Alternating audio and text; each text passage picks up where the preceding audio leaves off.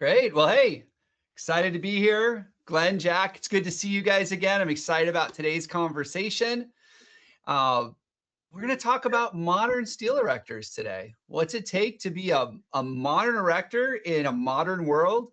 And what are the things that are really differentiating us? And I know, Glenn, what you guys are doing over there, and Jack, what you guys are doing, and some of the work that we're doing over at Core Matters, I think we're going to have a good, well-rounded conversation. So thank you guys for being here. Thank you for everyone showing up today. We've got convention coming up in May. If you want more information about that, check it out on our website. Real quick intro on me. My name is Ryan Englin. I'm the CEO and founder of Core Matters.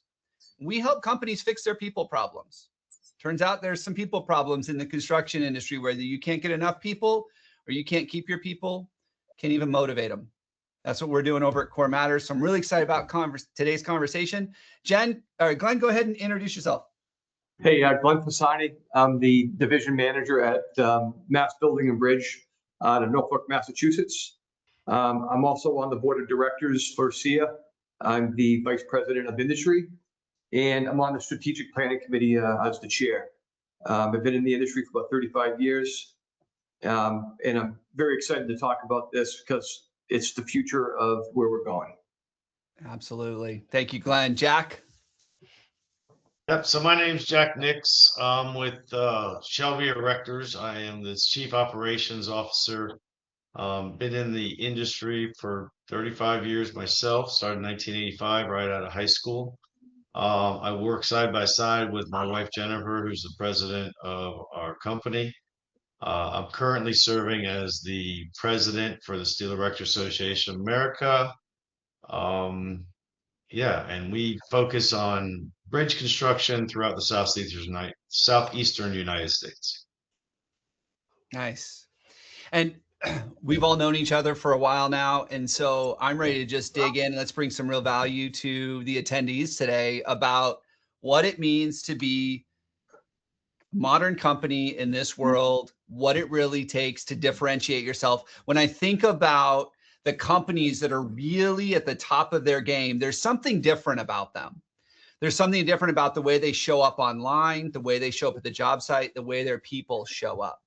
So, Jack, I'd love to hear from you. When you start thinking about this modern company and what's needed, what really comes to mind for you? So, I mean, a little bit of my background, I grew up as an iron worker. I came into the trades in 1985 as an iron worker, as a rod buster in particular. Worked in the field worked my way from rod buster to foreman and worked in the field for about 10 to 12 years. Got an opportunity to move up, was working for my father. And, the training that we did back then, I was in the union for about 6 months before the company went open shop. And so, but the training we did back then is, hey, boy, here's your gloves, here's your tools. And then they drag you around the job site, and that's kind of how you learn. You got kicked in the butt. You learn by making mistakes, and that's just the way it was for a long time. I think it's been that way for a while until I really feel like recently, and I think union contractors will say, well, theirs has been different. But even in my 6 months in the union, it was not much different. There was some schooling and stuff, but the field on the job training was the same. You kind of got, this is the way it goes, and you go and you learn, get thrown into the fire, right? So, part of that is what's the culture now in your company? How are you going to handle training? We all know that in the construction industry, the people that have been around for a long time and are aging out, right? We have an aging workforce that's aging out of this industry. And so if we keep doing things the same way we were doing them, then we're going to have a very rough time with shortages, quality of work, and production. And so you have to adopt a new philosophy for working in today's environment. Well, I mean, that's kind of the definition of insanity. We've all heard that before. You keep doing the things you've always done, you're going to keep getting the things you've always gotten. And I do think that in the work that we see across this country, there's kind of that old school mindset. This is the way we did it 35 years ago. The kids these days, they need to do it the way we did it 35 years ago. And there's this disconnect because we don't realize that the modern generation, we were raised different. right? The kids these days were just raised differently. We can debate all the goods and the pros and cons of that, but the reality is it's different. And so I think as a company today, we've got to think different. We have to act different. We have to be different. We know that we have a image issue or a reputation issue in the trades. It's one of the reasons we're struggling to bring the younger generation in. So the things you're talking about, the culture, the thinking about how to be a little bit more ahead of the curve is really important stuff. Glenn, what are your thoughts on this next generation coming into the workforce and some of the things that we have to do if we want to be a relevant company for them to choose? No, I mean, what Jack said was true. I mean, we were raised that way. And, we were good at what we did. And, you just want to tell a kid today, just do what we do and the way we did it, and everything's going to be great. You're going to be a rock star. And as we started to age up ourselves and start needing some new blood, we started going to some trade schools. And we had a lot of motivated kids that wanted to work, but they were just different. They just weren't the same way we were. And it became obvious that we had to just go about things differently. Like, you can't yell at people anymore. Fear was an excellent motivator for me. I just didn't want to get yelled at again, so I would do it right. But now, you're going to lose half your workforce will leave, and it's not the right way to be, anyways. So we started to look at the needs of these people, and one of the biggest things we saw was, and Mike Sosi has preached this to us for a long time, is creating opportunity for people. And, through opportunity, how do you excel? How do you move up? How do you step up the chain? And we had to provide that for our workforce, an opportunity to take the next step up and grow with us. And that's kind of where we started, and it was getting people to accept responsibility and hold them accountable. Is really what we did. And I think the people like that. They like to know what's needed of them and what do I need to do to stick around and to advance, rather than stuff more bolts, go quicker. What happens when I do stuff more bolts? What happens when I do this? Where can I go from here? And we gave them a path to success with us. So I think that's great. You're really breaking down two different principles that I think are important in a company that really wants to differentiate itself today. The first one is you have to give people an opportunity to grow. You have to give them a career path. You have to say, you're here, I'm going to get you here. That's something that the unions have done historically. Jackie brought the unions. They've done that with their apprenticeship programs. Here's how you start. Here's where you go. Here's how you get to the next one. But they're just teaching the craft. There's so much more to growth and leadership and personal development and things that I think that these companies that are starting to look more at their workforce can identify and figure out. The other thing I think that you said that was really important is we're not yelling at them anymore, but we still have to firmly discipline. And I think what happens if we're not careful is we go, oh, the modern generation doesn't want to be yelled at. So we don't say anything and we just shut down. And then what happens is when we're done with it, we fire them, right? Or we lose it. And that firm discipline is really important. And people do want it because people want to know what it takes to win. People want to know, what do I got to do to put points up on the board so that my boss notices me? You may not articulate that, but that's what they want. Yeah, Jack.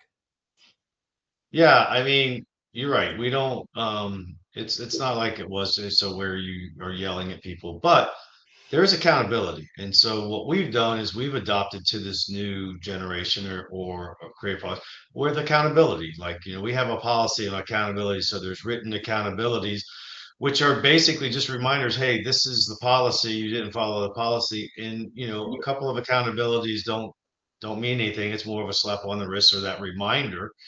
When you start accumulating accountabilities in the same, for the same thing, then it ends up in a disciplinary notice. But for me, we took that approach rather than, hey, I'm not going to just start screaming, or I'm not going to surprise you. I'm not going to come up. You're going to know where I'm coming from, right? 100%. You're going to know where you stand with our company, because when you don't do things that are right, we're going to hold you accountable by making sure you're aware. And then if it continues and becomes a continued problem, then there's going to be some disciplinary notices and stuff like that. So you'll never come here and just get fired because, okay, I've told you enough times, because it won't be like that. It's going to be, hey, you've been warned, you've been warned, you've been warned. But by the flip side of things, we do performance reviews now too, to let people know what they're doing right. So hey, Mm. twice a year you do a performance review on your craft workers, your foremen, your superintendents, your managers, so that they get to hear what they're doing right also, and then places for improvement, setting goals. So again, it's about what kind of culture you're creating in your company, what are you doing to communicate. And to me, 95% of the problems that you have in a company come from lack of communication or misunderstanding or miscommunication. Every time I get brought into a problem on a project that's not a problem, it's because somebody's not communicating, whether it's us, the general contractor, the superintendent, project manager, somebody's not communicating properly. Yeah, it's been said that companies and teams live and die by their level of communication. And so if we're not doing it well, it's not just about communicating. You got to communicate well. You have to communicate timely. Like there's a lot that goes into it.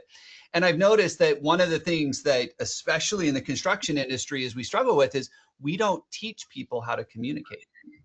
There's no training around that. We teach them how to use the tools. We teach them how to build the stuff, but we don't teach them how to communicate. We don't teach them how to lead. Glen, what are you seeing in what you guys are doing over there? And you're already embracing this idea of giving them career paths and firmly disciplining them. What are you guys doing to help this next generation better, more effectively communicate with the older generation? So we've created a system, a fairly well spelled out system. Everyone's aware of what we're doing. And, I'd be remiss if I didn't say it, because Jerry in my office told me this, and I'm not going to steal it from him. But he said, a good system makes good players great. Like in sports, right? If you do a tight system, your team's going to be good. Like you don't have to have a bunch of superstars, you'll win. Yeah.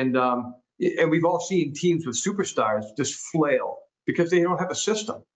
And so what we do is when we get a new employee, if they're a fresh newbie, they don't know anything, we have a base task list, which is, we onboard them.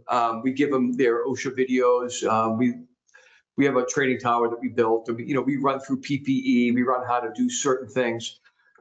But from there, once they get into the field, we've created a base task list, which is a list of, I don't even know the amount of tasks on it, to be honest, but it's, everything from tying off a ladder to stuffing bolts to welding bridging to unloading steel.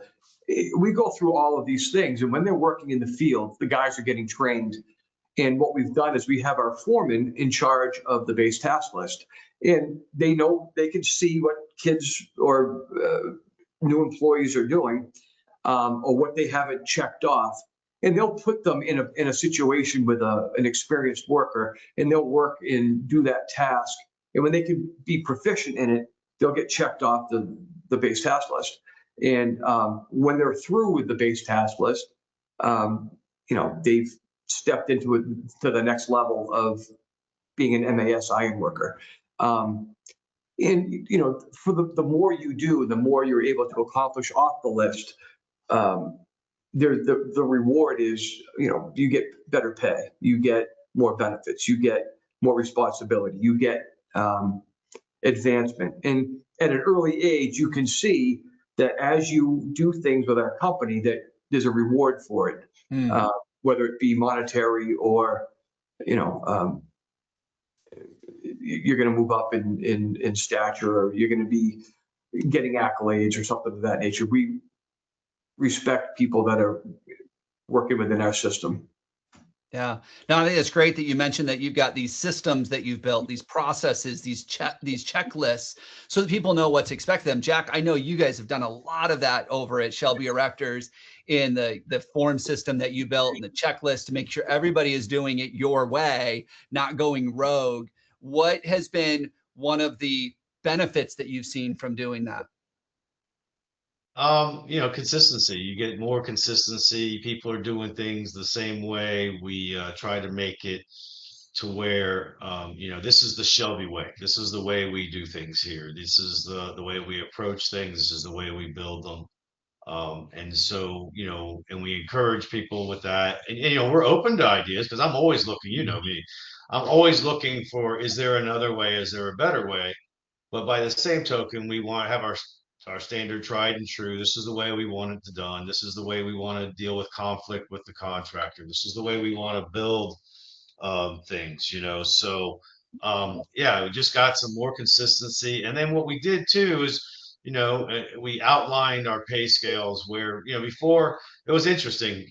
Before we used to be, we let the superintendents completely be in control of what they pay. Well, one superintendent was a much harder on people than other ways, wanted to really hold them back the way that, it was in the old days. Other guys were not. So we created a real pay scales with, what does it take? Where do you have to be to earn this amount of money? It's merit based and knowledge based.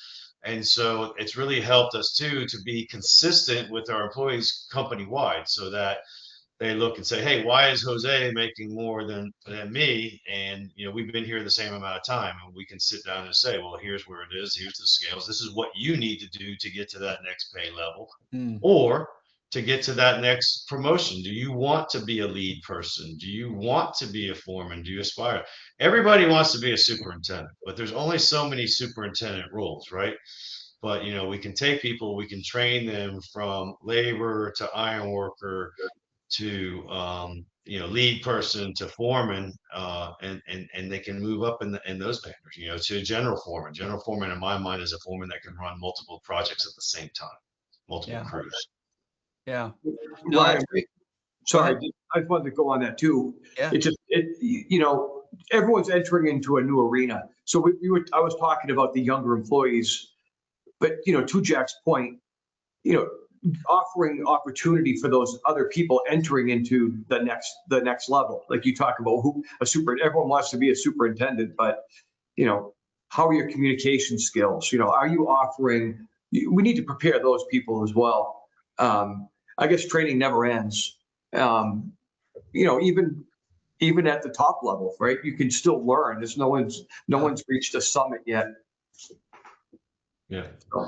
And what we're trying to create too within SEAA is it's more than just training and safety. I mean, we have those awards, we have those benchmarks and those goals and stuff like that. But what we're really starting to talk about is how's your business operate? What kind of culture do you grow your employees in? Are you consistent? Do you have, career paths lined out all the way from the labor standpoint? Are people, do they know what it takes to get to the next level? Do you provide them with the training that they need? And I'm not going to sit here and tell you we got it all figured out. We have a lot of stuff figured out and we're doing well, but there's always room for improvement. Every day I'm like, man, we should be doing this. We can do better here. And one of the things I think about being a modern erector or a company that's always progressing is knowing that you don't have all the answers and that you have to be open to change and the way you approach things and do things. And as the economy changes, as people change, you have to adapt to that. That doesn't mean you knee jerk and do whatever the next whim is, but you have to be methodical and think about how's that going to affect my existing workforce and help me attract the new workforce generation also. I think it's a great observation you have there, Jack, is that there's always new things we can learn. There's always new things we can do. If somebody was like, hey, I want to be the modern erector, there's probably a million things you need to change about your business. And some of them are only going to get you incremental improvement. And I've met people that have said, hey, there's so much to do. I don't have time to do any of it. And I think what I've seen you do, Jack and Glenn, when I've talked to you about this, it really is, what's the next best thing for your team? What's the next best thing to help you better engage with your people, better train your people? You said everybody wants to be a superintendent, and I think that's true when they look at the money. But when they look at the requirements and the responsibilities and the late nights and the weekends, and guess what? You're the one that gets that phone call when there's a problem, right? Then they don't want it as much anymore. And I think that even just being able to communicate those little things to people and just saying, hey, we're going to put together, this is what it looks like to go from being a journeyman to a superintendent. Here are the steps you have to take and the things you have to do. And that can be very enlightening to your team. It can help you attract better people. Glenn, you were talking about, it shows people that there's an opportunity to grow, and it gives them some insight into what it really takes to be in that role. Because how many times have we promoted someone into a foreman or a superintendent role and it didn't work out? Yeah. It happens a lot, probably more than we'd like to admit. Before we jump into the next thing I want to talk about, I want to wrap up something about company culture. And I want to ask both of you guys this. When I think about company culture, I think about the way we behave, like what's acceptable behavior, the way we think, the reason we do this stuff. I start thinking about this collective group of behaviors in a group of people. We all act the same way. We start to think the same way. We start to do it, like you said, the Shelby way. What role do owners play in this? Because I often see owners go, oh, I've got an HR team for that, or I've got someone else to do it. What role do owners play in this modern company culture and being able to embrace it, be intentional about it, hold people accountable to it? Glenn, I'll start with you. So it starts from the top. I know I can speak to myself when I was in business for myself. I had a very good culture of renegades and the typical iron worker. We were great at that role. And a lot of those people came with us when we came to MAS. And, Mike was not like that. He was a methodical leader that made a lot of sense, thought everything through.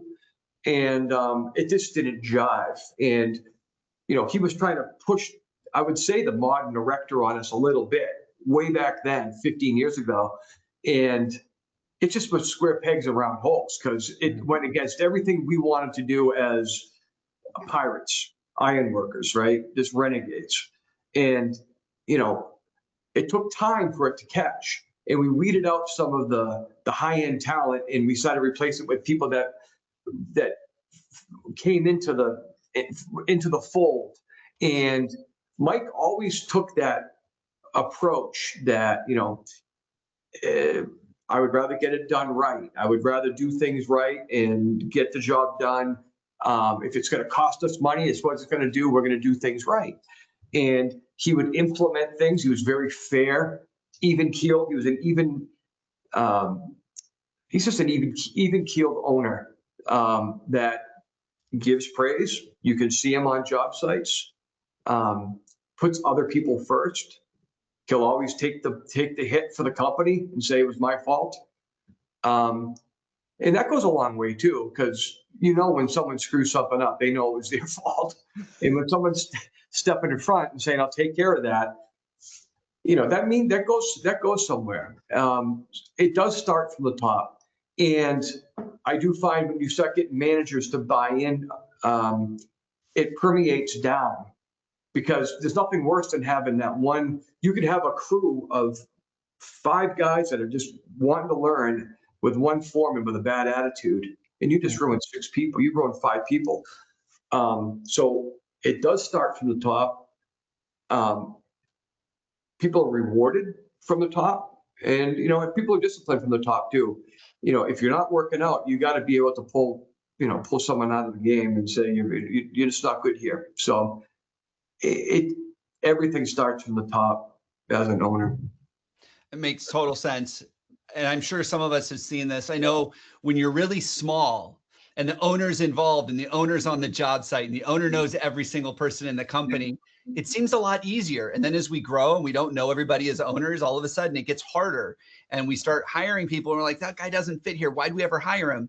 And it's because we didn't continue to push down from the top, right? We let others do it. So Jack, what's your experience been about as owners and seeing what's the role in being intentional about that company and culture? How important is it?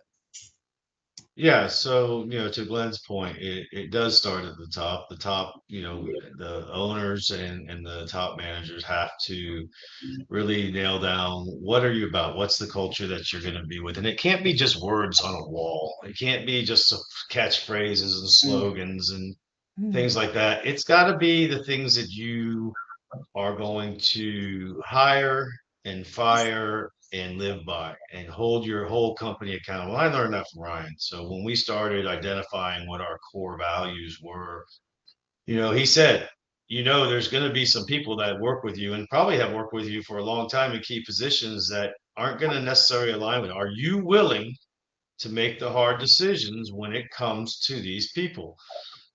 And I had to think about it, and I said, "Yeah, of course, And then I will tell you, there's a couple that hung on for a lot longer than they should have because you felt some loyalty and dedication to them. They were damn good at what they did, but boy, were they a pain in the ass. And when we finally got to the point where they fired themselves, because they didn't align with our core values, boy, we became a better company. Just to Glenn's point, yeah, you got a guy out there that people are looking to, and he's got that bad attitude and not doing, and just constantly complaining. Well, all the people under him are poisoned by that. Mhm. Now you pull that bad apple out of that position and show people, one, that you're willing to let people go if they're not following the culture and they don't live up to your standards. So you get respect as an owner for that. But then all of a sudden, people that are going, hey, well, that was not the model that I need to follow, and so they come around.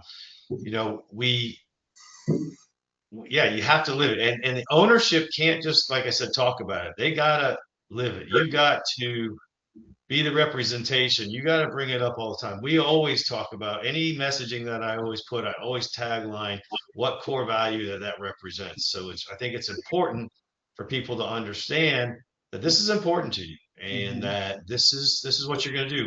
When we hire now, and Ryan knows this, we do a culture fit interview before we do a position fit interview. So not only do we take applications, we put them through an integrity test to make sure that they're not likely to steal, lie, cheat, whatever. We lose about 20% of people just because they can't pass the integrity test. Then we push them on. The first interview they get as a culture fit. Do they align with our core values? This is who we are as a company. Here's our core values. Do they align with that? And if they align and get past the culture fit interview, then they get assigned to a superintendent, the person hired to a position fit interview to talk about their wages and stuff like that. But that's how important culture is to us because we want to make sure we don't bring people in that don't have our culture, or at least we've told them what that expectation is, right? Up front. And then, then there's no doubt that they know this is what we expect. And I'm not going to say we don't hire people that don't fit. We do. Some people get through. Some people are good at interviewing, but we identify them real quick and we don't want them to stick around.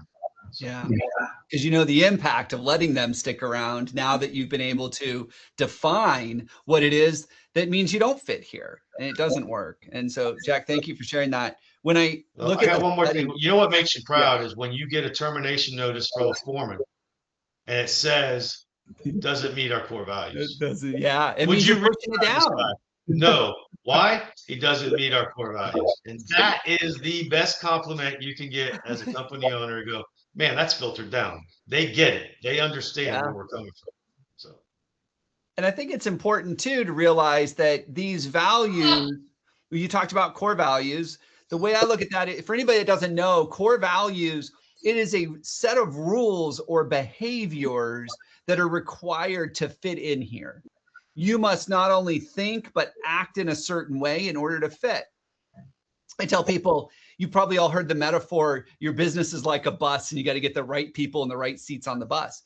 Well, if you've ever been on a long bus ride with people, it's a much more enjoyable ride when we all behave the same way or in a way that's acceptable than when you have a few misfits or people that don't fit on that bus. Like you're excited for them to get off the bus. We've all been on an airplane like that, where we just can't wait for those people to get off. And we have to think about our businesses that way as well. There is a defined set of behaviors that dictate what is acceptable, what is not. And what it does is it creates this sense of community and belonging. And I know there's going to be some people that have been in the business for a long time going, oh, we don't have time for that foo-foo stuff. I get it. But you know who wants that stuff? Anybody 35 and under. They want that stuff because they grew up in a world where they were surrounded by communities.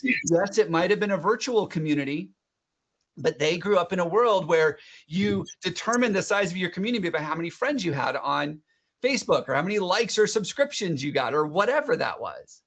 And so we have to understand that to be a modern company, a modern erector, someone who is going to be able to survive this next generation coming up into the workplace, we have to meet them where they're at.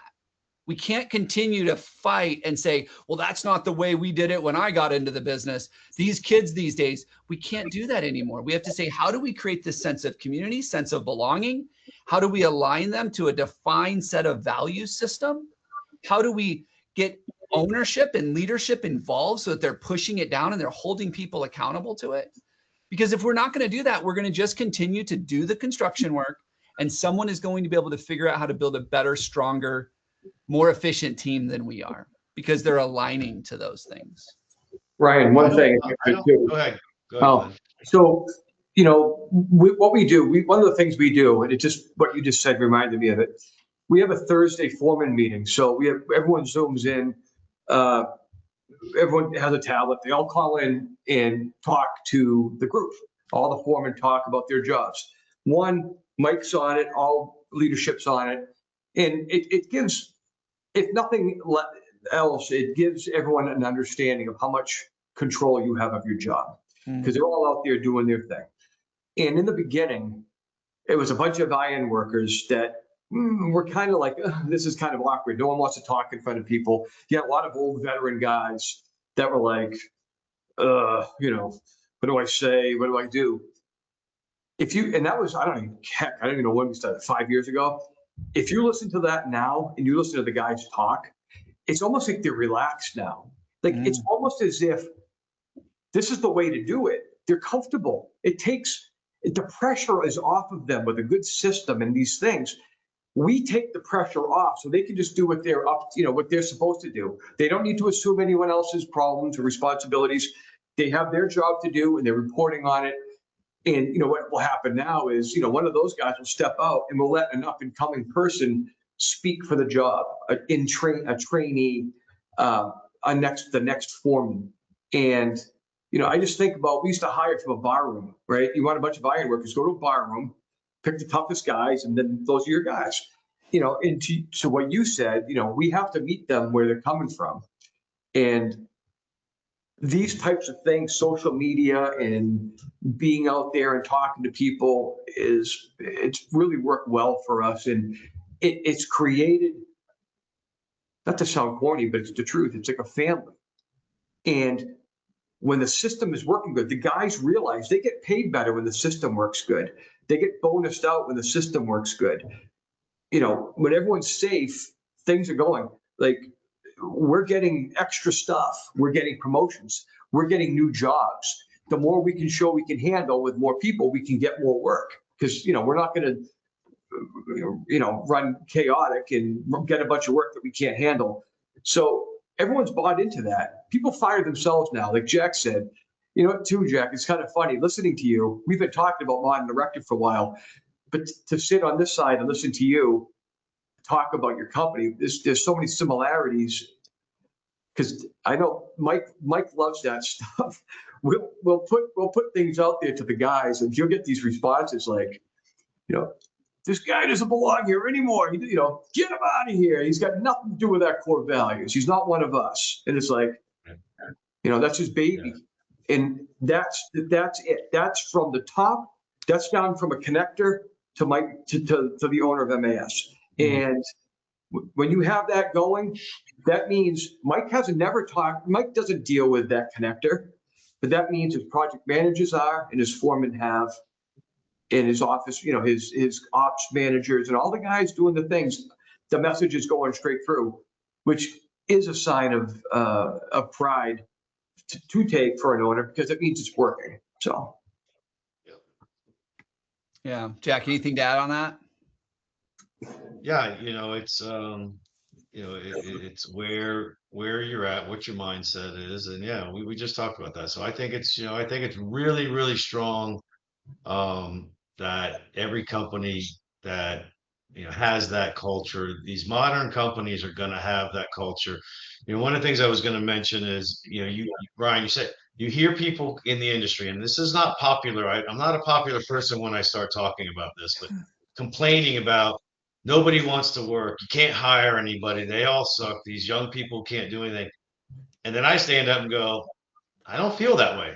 I feel like I found like some really good young people that when you tap into them in the right manner, man, my primary managers in my company right now are 30 in their 30s, like younger 30s.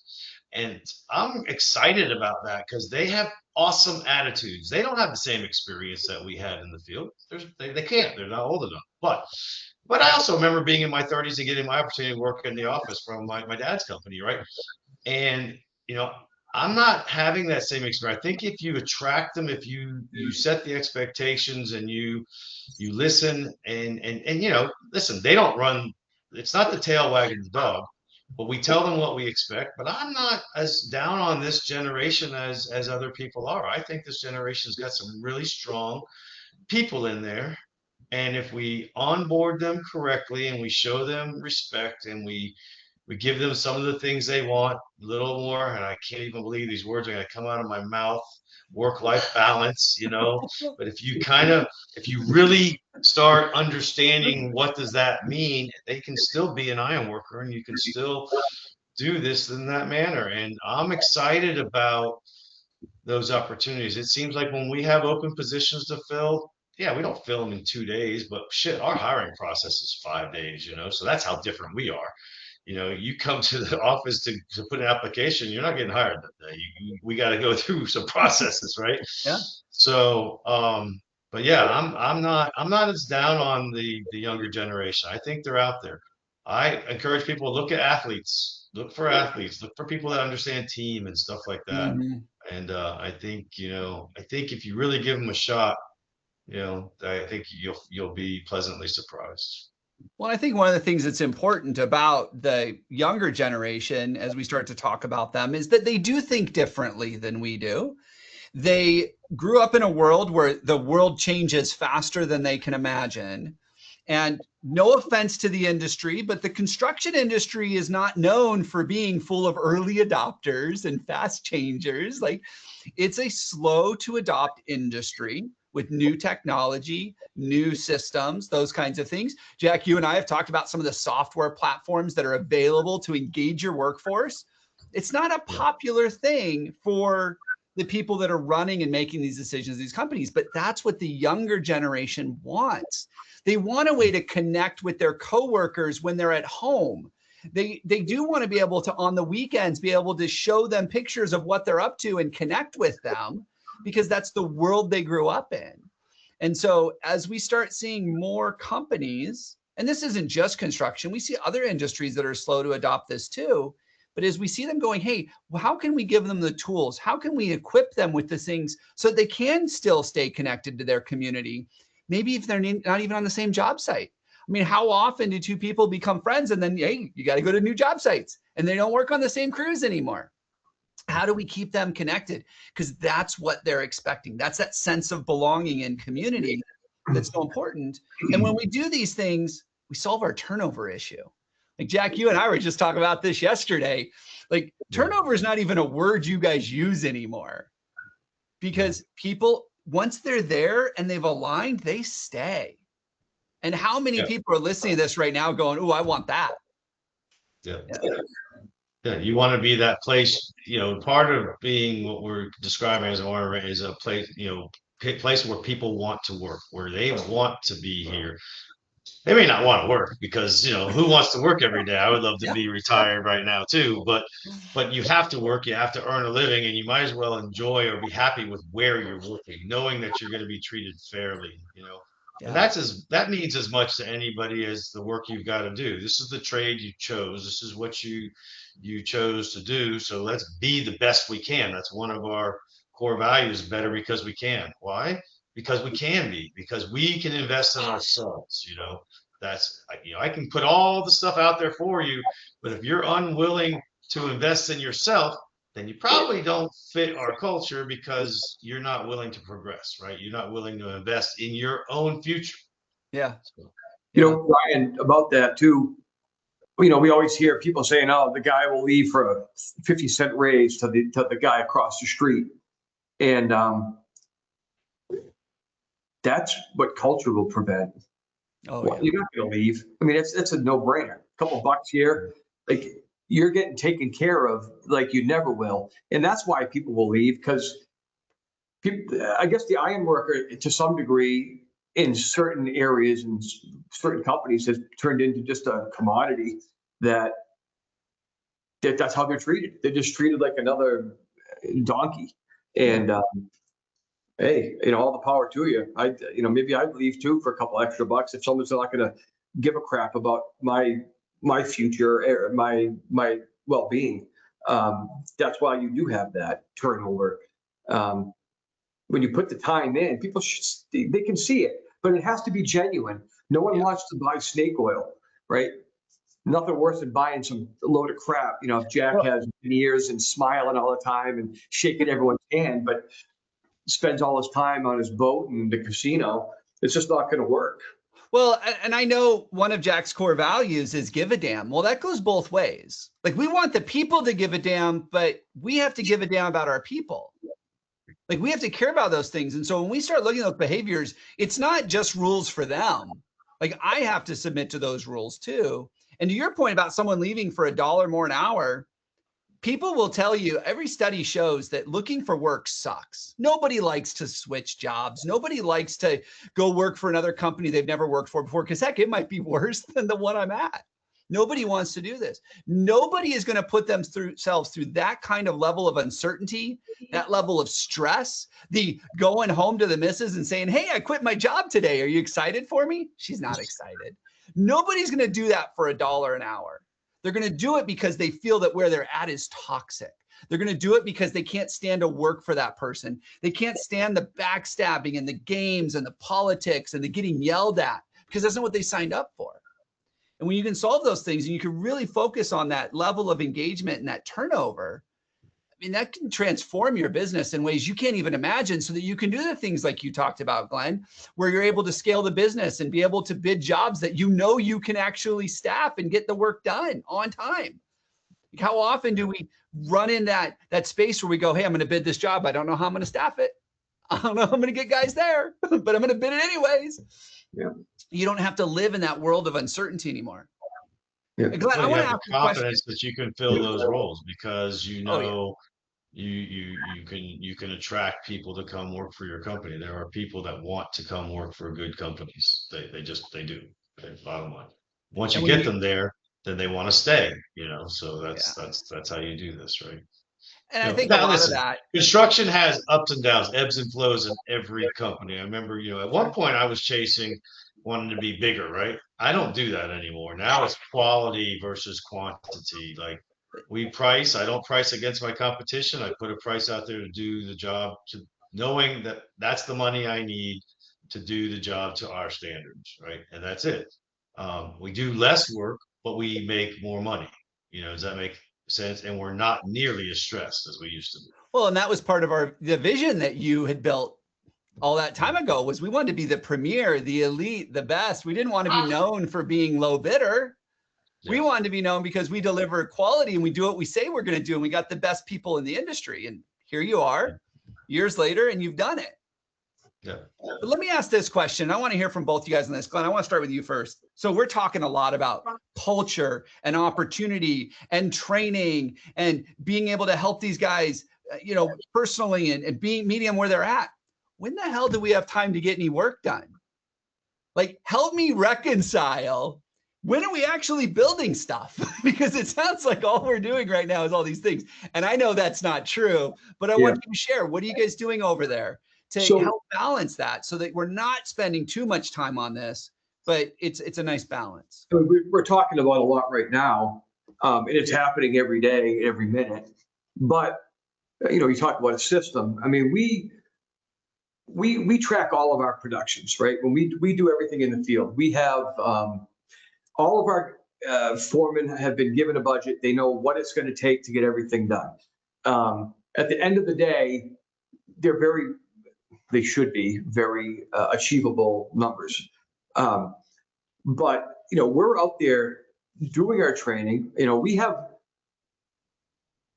on-the-job training, but we also have a director of personnel that is dealing with these people. I mean, someone we've paid to take care of our people. He's doing a lot of this work. He's taking care of people's futures. His job is to meet with people and ask, what are you looking for? What do you want? And how are we going to achieve it? So that's his job.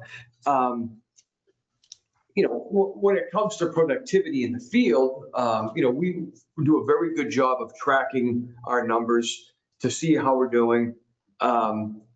It's been explained and taught to everybody how to track your numbers. It shows people what a good day is. It also shows them if they work harder that they're obviously, if you're doing twice as a budget, that's a pretty good negotiating chip when you want to come to the table. Okay. So, the system provides that way as well. Hey, if you're steady Eddie and you hit budget all the time, you're a good employee. Good for you. You're hitting budget. That's what we expect. But if you're laying out 3 times as much deck as everybody else consistently, we need to pay you what you're worth. And we do. Great. And Pete would see that person, or we would identify these people, and we'll give them some attention. We might see someone that's struggling, and we're going to give them some different attention. We're going to try to set them up for success. If somebody is a great moment welder and a lousy connector, well, I think it's up to us to put them in a position to succeed and have them welding rather than connected a building. So you're finding the nice balance. You've got the director of personnel. You're finding the balance between keeping them productive, keeping them in the work, but training them, coaching them, guiding them. And to your point, we're talking about a lot in 45 minutes. This happens over time. Like this doesn't get solved today.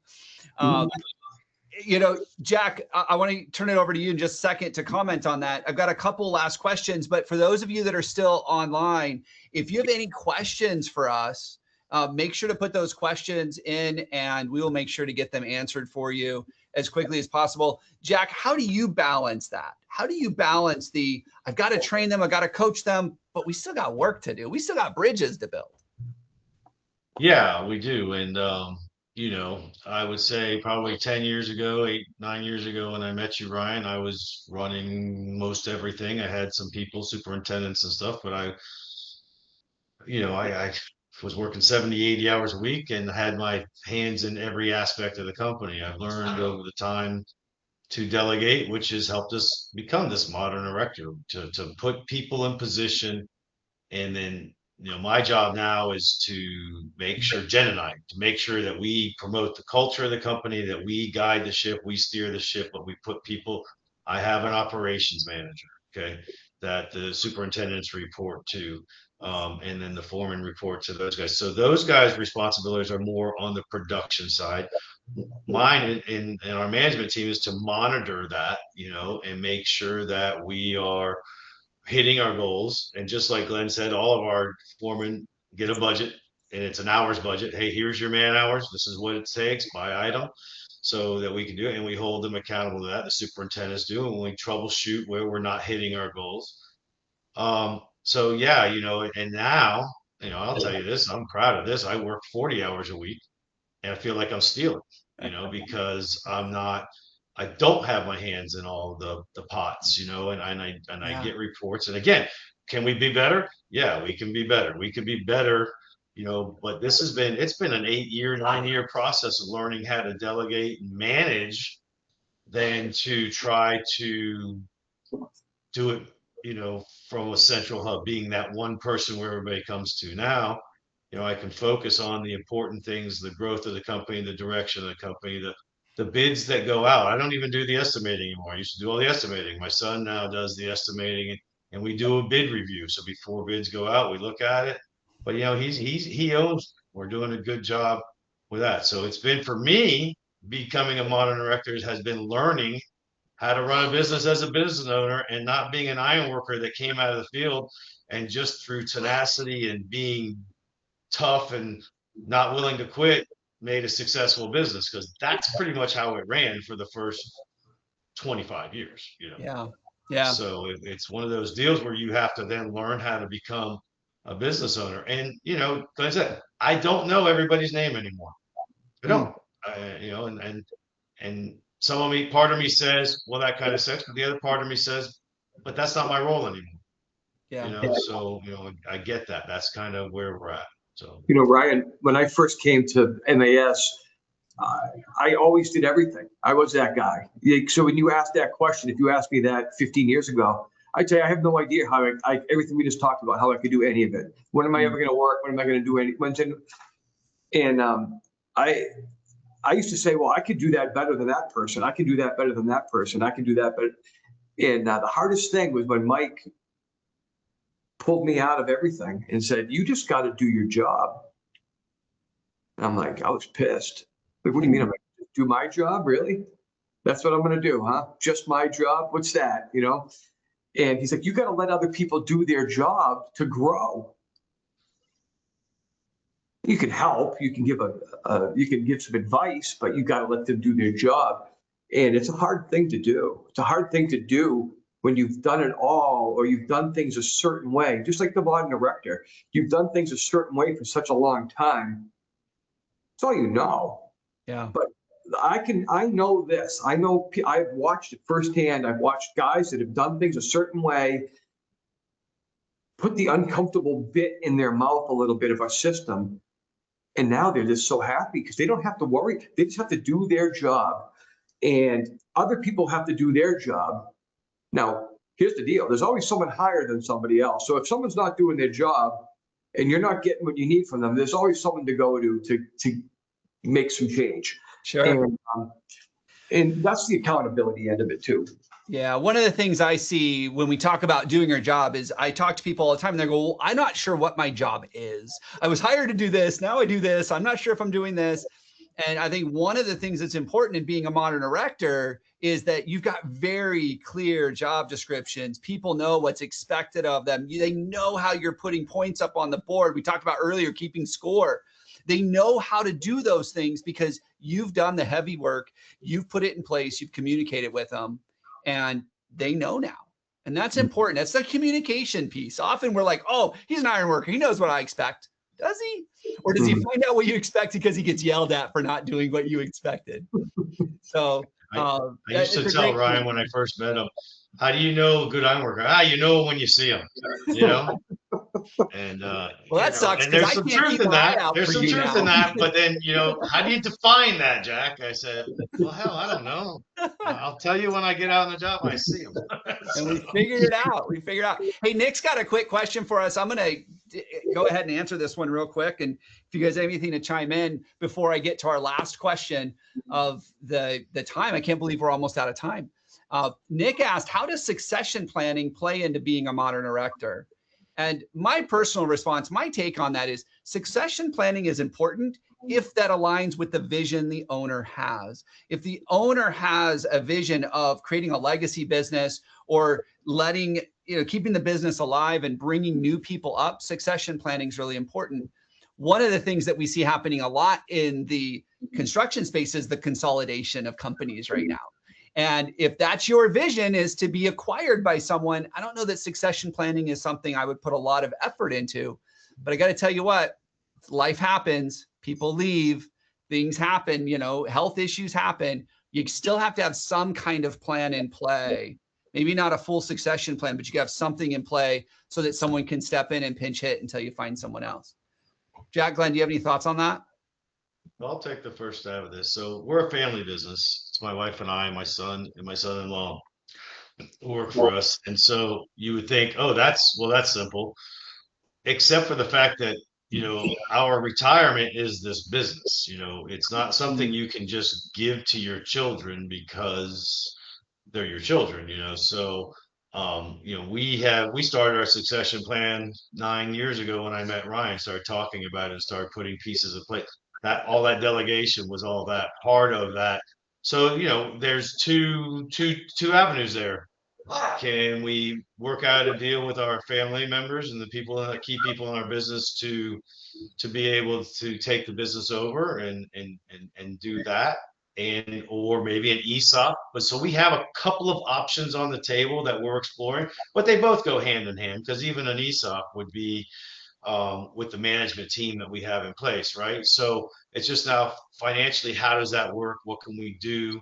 But it's absolutely been for the last 9 to 10 years, top of mind. Like, what are we doing?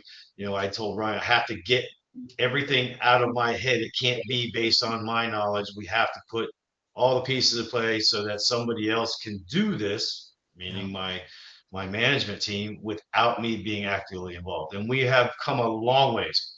We still have a little ways to go, but yeah, that's our plan right now. Awesome. Well, hey guys, as we wrap up or bring our time to a close, we've talked a lot about being a modern erector, a modern company, appealing and being attractive to this next generation of workers. If someone listening right now wanted to take the next step, what do you think is the next step for them towards becoming a modern erector? I'm going to go first and toot my own horn just for a second. I have a ton of content online at my website that you can see. What does it take to build this kind of culture? A bunch of training for you guys. So if anybody is interested in learning more about some of the steps they can take, we have a lot of that information free on corematters.com. Been working with SEAA for a long time, and I know that SEAA has a bunch of resources available that members are not always taking full advantage of. But Glen, in your mind, what would be the next first step for someone who wanted to go on this journey to become a modern erector? Sure. I think the first thing I would do is just go kick the tires a little bit. Go onto the website, look at what the Modern Erector program is all about. I know it's being hosted on the webpage now. Take a look at it. Look at the the questions that are being asked. Look what you need, and then talk to somebody. There aren't any modern erectors yet, but one of the greatest assets of SEAA is that you have the ability to talk to other levels and other companies from across the country. Talk to companies, like just listening to Jack right now. I mean, I know there's a lot of similarities other than us being bald, but like, I think our companies align a lot, but there's a lot of good companies that you can learn from what they're doing to do it better and to create that culture. Talk to people. And then from there, I mean, if you want to get into this program, reach out to the SEAA staff and they'll put you in touch with someone like myself or Jack that can really talk to you more about it if you're interested. Yeah. What are your thoughts, Jack? What's the next step they should be taking if they want to go down this path to be a modern erector? Yeah. So for those of you listening, I don't know that we've actually said it. So SEAA is creating a credential, a certification called the Modern Erector. Okay. It is to establish the best of the best in the industry. We talk about it because we've been talking about this for almost 2 years. Like, you know exactly what we're talking about. Well, they keep mentioning Modern Erector. What the hell is Great that? call out, This Jack. is what it is. This is a certification that you can apply for. Yeah. Applications are not open yet, so we've been hinting towards it. We're in the final stages of getting it all together. We've got the criteria, the scoring. And so, you know, I encourage you to stay tuned. We have a paid webpage now that talks about it. We're Yes. we're putting this together, but the idea behind this whole thing is to have a certification that's not just about safety and training. That's about everything we talked about: culture, benefits, what you do for your employees, that separates you from everybody else, right? Yeah. And it doesn't matter whether you're a big company or a small company, you can still qualify. The essentials there. It'll be harder for smaller companies because you may not have all the resources, but you can find out what the application process is and how you qualify and how you get to be that modern erector. We want this to be the gold standard in the steel industry that we don't believe exists out there in the industry. Yeah. So And I'll we give encourage everybody, you. Yeah. Another step. So SEAA.net, go to awards. You'll see Modern Erector has all the information. Here are the categories. There's 6 categories that you're scored in. I think this will be really helpful because we didn't get to all of them. Like your point, Jack. First one's business operations. We talked a little bit about that. But then we have culture and engagement. Culture and engagement is a huge one. When people are engaged, guess what? They're safer. Things go really well. Employee experience, safety and risk management. You can't have an award without safety and risk management, training and development, and quality and technical excellence. So I want to thank everyone for being here today. Hopefully you guys got some real good stuff. Check it out on the website. Learn what it takes to be a modern erector. Bye, everyone. Thank you, everyone.